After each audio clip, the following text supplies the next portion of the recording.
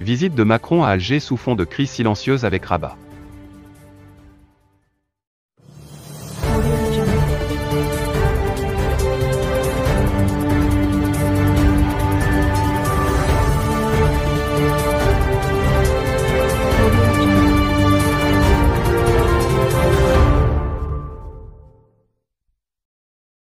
S'il est un fait bien établi, c'est que Rabat et Paris ne parviennent pas à trouver un second souffle à des relations, sous fond de crise silencieuse.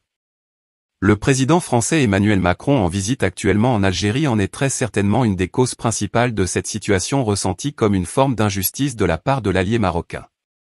En attendant à Alger, Emmanuel Macron aura bien des dossiers délicats à décanter. Le gaz algérien est tout en haut des préoccupations du président français. Mais pas que, selon le politologue et journaliste basé à Paris, Mustapha Tossa dans une analyse AS Préfère.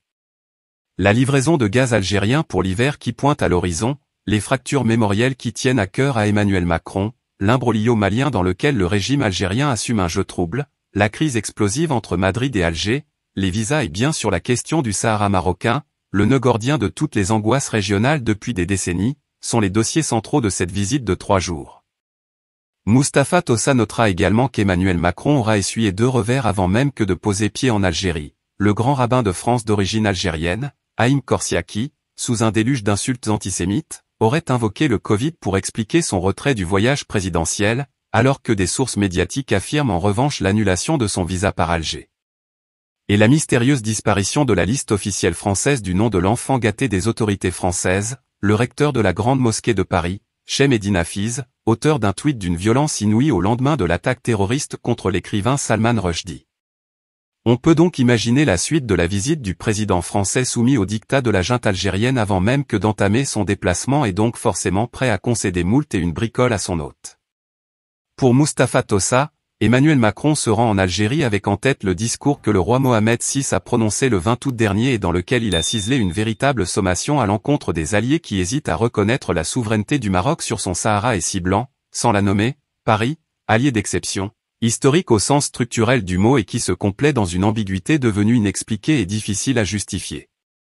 Tossa nous détaille alors qu'après la nouvelle architecture politique issue de la reconnaissance américaine, du nouveau positionnement espagnol et allemand, du consensus arabe et des ouvertures africaines et latino-américaines, le Maroc ne parvient plus à comprendre comme un allié aussi important que la France puisse encore cultiver l'hésitation et ne pas inscrire ses pas dans ceux des pays qui ont déjà reconnu la marocanité du Sahara. Et de s'interroger sur le manque de réactivité de l'Élysée et du Quai d'Orsay. Pour cette raison cardinale, Rabat va surveiller les mots, les gestes et les postures du président français en terre algérienne.